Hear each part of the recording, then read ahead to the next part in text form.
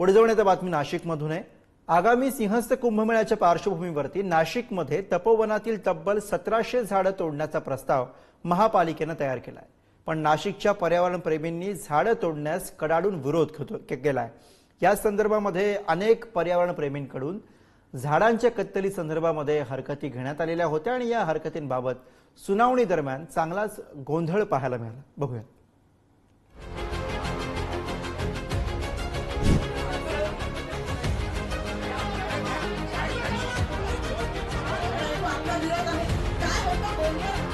नाशिकमध्ये कुंभमेळ्यासाठी तोडण्यात येणाऱ्या झाडांवर वाद पेटलाय। नाशिकच्या तपोवनात साधुग्राम उभारलं जाणार आहे, पण त्यासाठी जवळपास 1800 झाडांची कत्तल करण्याचा निर्णय घेण्यात आलाय। त्यामुळे नाशिक शहरातील पर्यावरण प्रेमींसह नाशिककरांनी आक्रमक भूमिका घेतली।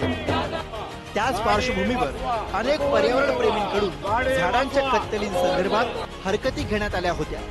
याच हरकतींवर पार पडलेल्या सुनावणीवेळी उच्चपदस्थ अधिकारी लोकप्रतिनिधी नसल्यामुळे पर्यावरण प्रेमींनी गोंधळ घातला।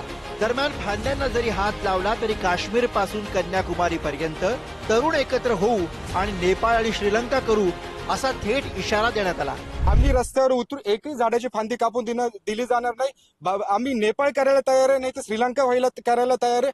सगळे तरुणाई भाग अक्षरशः काश्मीर टू कन्याकुमारी एकत्र उतरू, पण एक फांदीला सुद्धा हात लावू देणार नाही। नाशिकचं तुम्ही जळगाव करू नका, ही आमची नाशिककरांची आग्रही मागणी आहे। कारण नाशिकचं तापमान वाढत आहे, जळगावची सारखी अवस्था नाशिककरांवरती वेळ येता कामा नये आणि म्हणून ती पण आम्ही या ठिकाणी मागणी केलेली आहे। परिदा फाउंडेशन नावाची एक संस्था आहे किंवा आमच्या सोबत काही GIS एक्सपर्ट्स होते, त्यांच्याकडून रिपोर्ट्स बनवले। परिदा फाउंडेशनने तिथं जाऊन कोणत्या प्रकारची झाडं आहेत, किती झाडं आहेत याचा सर्व्हे केला। त्यानंतर आम्ही GIS मॅपिंग केलं की पालिका म्हणजे आमच्याकडे जागाच नाहीये। आम्ही त्यांना मॅप करून दाखवलं गेलं, फक्त उद्यान विभागाच्या आम्ही जागा दाखवल्या तर आमच्याकडे काही हेक्टर जागा निघाली, त्याच्यात लाखो झाडं लागू शकतात। या सुनावणीवेळी पर्यावरण प्रेमींमध्ये आपापसातच गोंधळ झाल्याचं पाहायला मिळालं। एकमेकांच्या अंगावर धावून जात माईक हिसकावण्याचा प्रयत्न केला।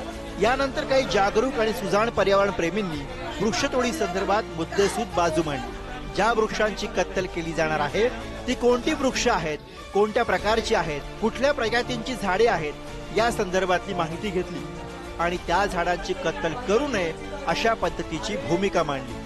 सुनावणीची नोटीसच जर विभागीय अधिकाऱ्यांनी दिलेली आहे तर त्याचे अधिकार त्यांच्याकडे राखून ठेवण्यात आलेले आहेत आणि त्यांच्या समक्षच सुनावणी घेण्यात यावी। माननीय आयुक्तांनी मला सांगितलं होतं की आपणही त्या ठिकाणी रिप्रेझेंट करा महानगरपालिकेच्या वतीने आणि जेही काही शंका असतील लोकांचे ते दूर करण्याचा प्रयत्न करा।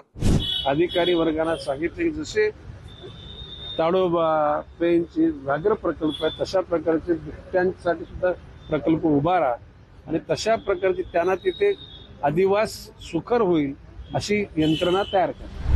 कुंभमेळ्यासाठी 1800 झाडांची कत्तल होणार असल्यानं वृक्षप्रेमींसह नाशिककरांमध्ये संताप आहे। या वृक्षतोडीला विरोध करत नाशिककरांनी आंदोलनाचं हत्यार उपसलंय। त्याचबरोबर आता स्वाक्षरी मोहीम सुद्धा राबवली जाते। कुंभमेळा मंत्र्यांनी त्या ठिकाणी येऊन जी घोषणा केली की आम्ही तोडणारच, मला असं वाटतं की हा कायद्याचा अपमान आहे। संविधानाचं राज्य या देशामध्ये आहे। सुनावणीच्या आधी तुम्हाला कोणी अधिकार दिलाय की आम्ही झाड तोडणार म्हणणं?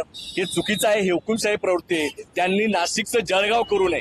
नाशिककरांनी सुद्धा तपोवनातली झाडं तोडली जाऊ नयेत यासाठी त्याच चिपको आंदोलनाची पुनरावृत्ती केली। प्रस्तावित साधुग्राम दुसरीकडे तयार करा अशा पद्धतीच्या सूचना सुद्धा वृक्षप्रेमींनी महापालिकेला केल्यात। आता पालिका प्रशासन यातून कसा आणि काय तोडगा काढतंय याकडेच नाशिककरांचं लक्ष असेल। विकास काजळे, पुढारी न्यूज, नाशिक।